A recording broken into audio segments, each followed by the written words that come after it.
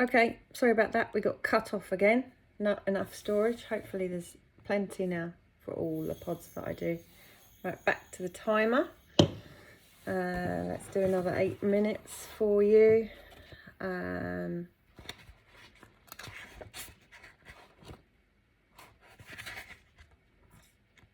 Where did we get to? In here. Done the forward. Contents page. 18 chapters. Chapter 1. On the Footpath. And you can see that. These images are in black and white so that I could reduce the price of the book for you. If I made it all colourful, which I will do in the future, I think, as well, then it would be so much more expensive if you wanted the paperback, because paperback is good, it's handy, it's 6 by 9 inches, and it will fit in any handbag, most handbags, and briefcases for when you're on the go. I'd love to see a picture of someone reading this on the tube. That'd be great. That would be great. Someone will do that for me one day. We've got tubes all over the world. Well, on a train would be great. Right, On the Footpath is my next piece of information for you. And if you have a look at the top right hand corner, I've got persistence and determination written on every single page of every book. Okay, because this to me are the two criteria for you to succeed in business. You need to have this about you. You need to have persistence and you need to have determination. Right, on the footpath. So, to explain the footpath, I see business as you start off on the footpath and then you go to a wider, let's say, horse track, a bit wider, and then you find yourself on an A road, which we would call in the UK, and then a B road, a bit bigger, and then dual carriageway as your business grows, okay? And so you will know, as I say this, where you are now in your business. This to me is all kind of at the bottom of the mountain. So eventually you'll find yourself on the runway, and then you really know that you're going. And when you reach that point, it's also a bit like being at the summit of a mountain. On the way up your mountain, to me, you need to do some celebrating, like they do when you climb a mountain, the stage posts, because you'll have your eye on the summit the whole time. If you're after a £1 million business, if you're after a very well-run restaurant, a very well-run, in the UK, fish and chip shop, you want to do your absolute epitome best, you'll have your eye on the final outcome. But along that journey, which can take a very short period of time, or it can take an awful long time. I know companies that have been running 60 years maybe, and they are only just opening up markets in, for instance, say they run a business in the UK and they're opening up markets further afield into Asia, for instance. So the journey is, it's the essence of your journey is to do with what you're selling, and more of that. I digress all the time. But I know you're learning. Right, where to start? Where do I start? At the beginning, that's where you start. The idea you would like to start up your own business will be one of your first thoughts. So you may have already had that thought before you reached out for this book. There are hundreds of business books. I've read 100 of them.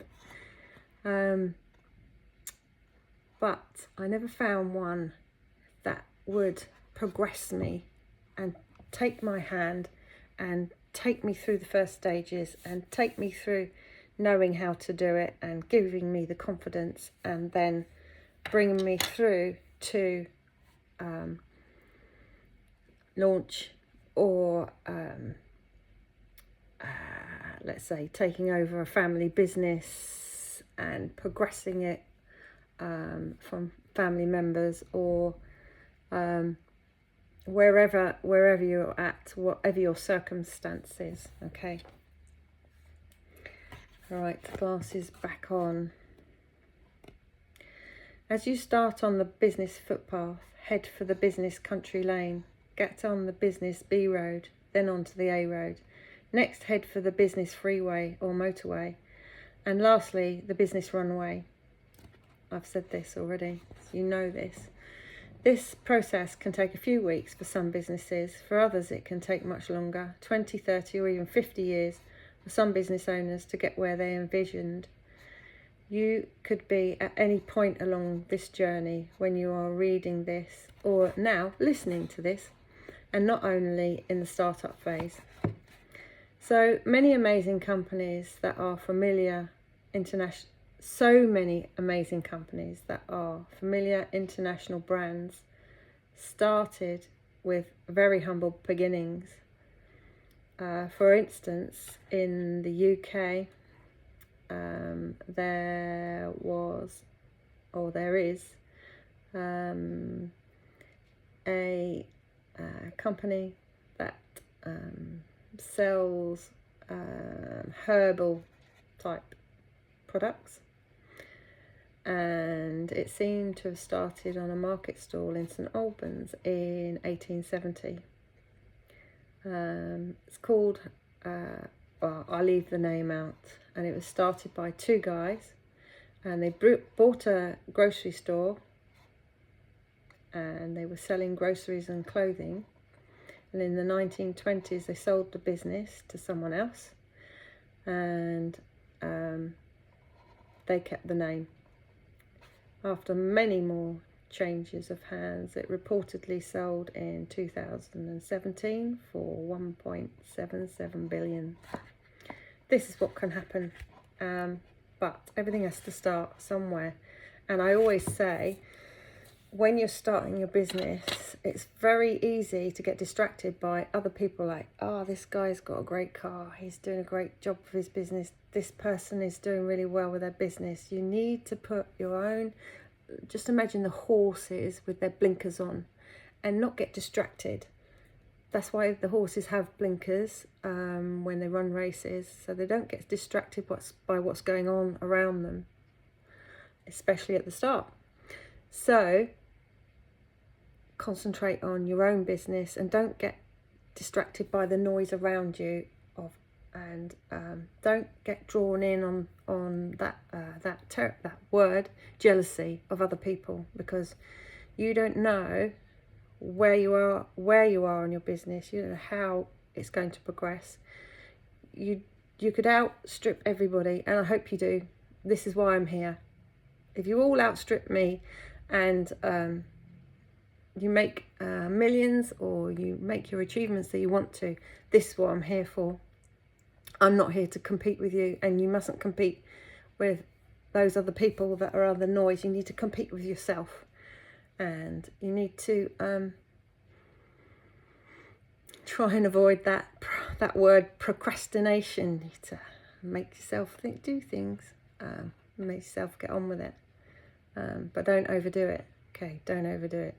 Make sure you get the right amount of sleep. Okay, where did we get to? In here, there's a picture from the circa 1870s of market stalls. And we still have market stalls across the world, and lots of businesses start on a market stall. Even now. Okay. Now, there was a company which started in Leeds in 1884, And this guy that started up the business said, don't ask the price, it's a penny. And he was selling everything for a penny. And that business grew and grew into many, many stores and has been very successful even today.